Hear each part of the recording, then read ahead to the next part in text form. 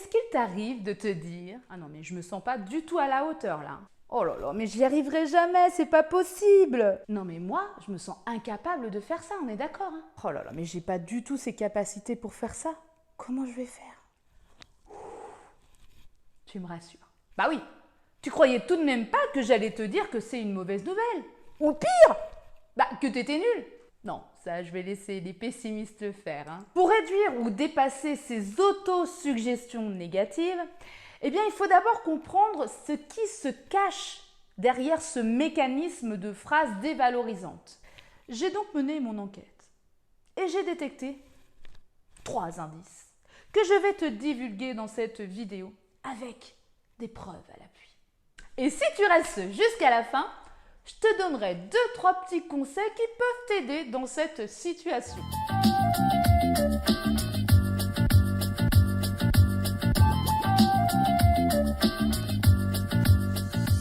Mais avant, je me présente si tu ne me connais pas, je suis Vanessa, fondatrice de J'ai du Peps et spécialiste dans le pétillement de ta vie quotidienne. J'aide les femmes intuitives à devenir actrices de leur vie en révélant leur puissance et en réveillant leurs envies. Dans cette vidéo, j'avais envie de te parler du cap ou pas cap, de ce qui se cache derrière cette phrase.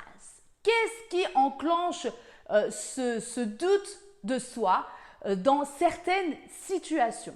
Et donc, je suis partie de mon expérience personnelle et j'ai identifié 3 points, 3 raisons qui se cachent derrière ces phrases dévalorisantes, derrière le doute qu'on peut porter sur soi. Et j'ai voulu argumenter ces 3 points avec des exemples, des situations concrètes de ma vie, des exemples positifs pour te montrer que c'est possible de dépasser ces pensées négatives, ces pensées qui te freinent dans tes actions.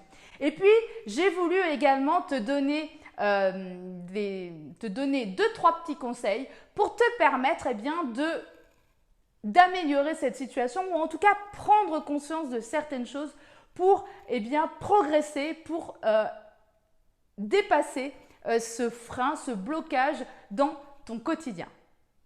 Alors, le premier indice que j'ai identifié et qui empêche finalement de pouvoir faire des choses, de se sentir capable de faire des choses, tout ça, ça se joue au niveau émotionnel.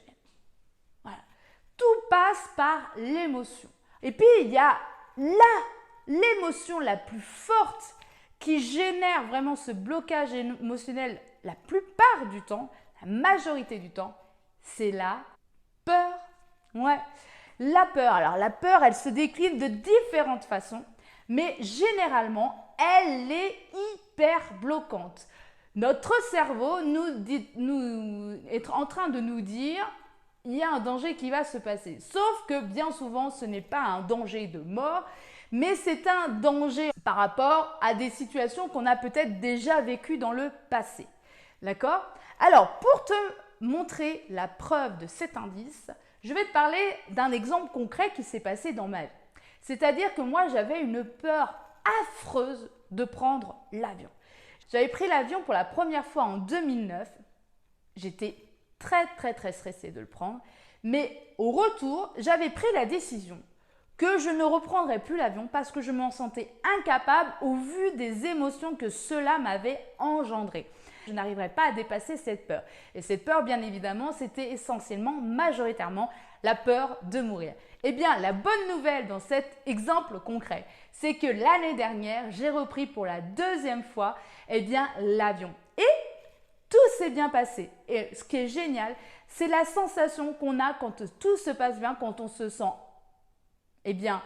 fier de soi justement d'avoir dépassé cette peur. Mais en plus de ça, on est prête à enclencher d'autres actions pour se sentir encore beaucoup mieux. Le deuxième indice que moi j'ai identifié, c'est toutes ces croyances qu'on peut avoir sur soi, sur sa vie, sur la vie en général. Alors, il faut bien identifier les croyances. On parle souvent des croyances limitantes, mais il y a aussi des croyances ressources. Alors, si tu en as, garde-les, elles sont primordiales.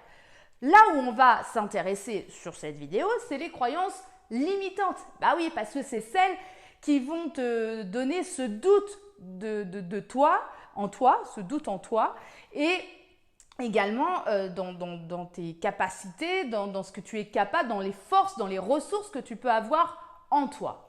Et donc, bien souvent, on se focalise sur ces croyances limitantes et on se persuade que c'est la réalité, qu'on ne pourra jamais y arriver. Alors, ma preuve par rapport à mon expérience, eh bien, c'est la prise de parole en public. Voilà.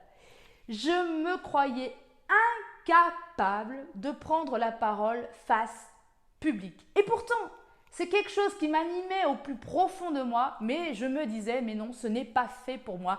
C'est fait pour des personnes de haut niveau, c'est fait pour des personnes qui savent bien parler, qui ne doutent pas, qui sont bien à leur place. Moi, ce n'est pas ma place, etc., etc. Je ne vais pas toutes la faire parce qu'autrement, on en a pour 3 heures. Et un jour, ces croyances limitantes, eh bien, je les écoute plus. Et voici ce que ça donne. Donc, je suis hyper contente de vous retrouver aujourd'hui, mais aussi, comme on a pu le voir, assez impressionnée du coup de parler devant vous. Impressionnée parce que en fait, en 2017, à la première édition du salon professionnel, j'étais à votre place. Un peu le trac, ok. Mais je l'ai fait. Et la sensation quand j'ai terminé cette conférence, c'est quand est-ce que je recommence? C'est surtout pour te prouver que même si je pensais incapable, comme je m'étais engagée dans ce salon, entre parenthèses, est au salon professionnel, un salon dédié à la reconversion professionnelle pour les femmes, j'avais engagé ma personne pour pouvoir animer cette conférence. J'étais devant le fait accompli, je n'avais pas le choix, je devais le faire. Et le fait de m'être engagée vis-à-vis du salon professionnel, eh bien ça m'a permis, moi, de pouvoir dépasser ma peur et de pouvoir réaliser un rêve en soi, de prendre la parole en public et de comprendre que finalement j'avais ma place comme tout le monde et que je pouvais le refaire et que j'avais surtout envie de le refaire. Troisième indice que j'ai identifié par rapport à mon expérience vis-à-vis de toutes ces phrases dévalorisantes et de ce doute qu'on peut avoir sur soi, je le répète, eh bien c'est la confiance. Et oui, un socle majeur ça. Hein. Quand on manque de confiance en soi, eh bien on doute effectivement de ses capacités, on pense que c'est impossible à réaliser, on pense qu'on n'a pas de ressources, qu'on est nul, qu'on est capable de pas grand-chose, qu'on fait le strict minimum, etc. etc. C'est un peu un cercle vicieux, une machine infernale. Je vais te parler de ma preuve, de mon expérience de vie et c'est par rapport à ma vie personnelle. Moi, jusqu'à mes 27 ans, je me pensais incapable d'être maman. Alors, je ne parle pas d'être bonne maman, mais d'être simplement maman. Je me dis que c'était pas fait pour moi, que voilà, j'ai pas l'instinct maternel. J'avais des critères sur ma personne qui me disaient de toute façon, je ne pourrais pas être une maman et encore moins une bonne maman. Vous imaginez bien. Même si bonne, là encore étant entre guillemets, parce que c'est très relatif par rapport à chaque personne. Eh bien, quand je suis devenue maman, là, j'ai compris la véritable signification de ce mot-là et j'ai compris que oui, j'étais capable, comme toute personne qui souhaite avoir un enfant et qui ont des enfants, eh bien, on a cette capacité, on a cet amour qu'on peut donner à notre enfant que je ne pensais pas possible, moi, de pouvoir donner autant d'amour à 1, 2 ou 3 enfants d'ailleurs, mais je me sentais vraiment incapable. Et en fait, cette incapacité, elle était surtout liée à moi, à ma personne, à mon manque de confiance en moi. J'étais alimentée par toutes ces pensées qui me ramenaient à ma confiance, qui me disaient que je n'avais pas les bonnes armes, les bonnes ressources, les bonnes habitudes pour être une maman. Voilà. Je t'ai donné les 3 raisons, les 3 indices que moi j'ai identifiés par rapport à ma vie. Alors peut-être que tu en as d'autres. Si c'est le cas, n'hésite pas à me les donner sous cette vidéo. Je te répète les miennes. Il y a le blocage émotionnel, il y a les croyances limitantes et la confiance en soi. Comme je te l'ai dit, je voulais t'aider dans cette situation si tu es confronté justement à ces phrases dévalorisantes, à cette sensation d'incapacité. Eh bien, je vais te poser 3 questions que je t'invite à répondre, de prendre le temps de répondre, de prendre le temps de réfléchir sur tes réponses et de voir comment ça résonne en toi. La première question, jusqu'à aujourd'hui, qu'est-ce que tu as réalisé et que tu te sentais incapable de faire? Deuxième question, de quoi tu te sens incapable de faire aujourd'hui? Et la troisième question, qu'est-ce que tu as envie de réaliser demain? Voilà, j'espère que ces questions vont t'aider.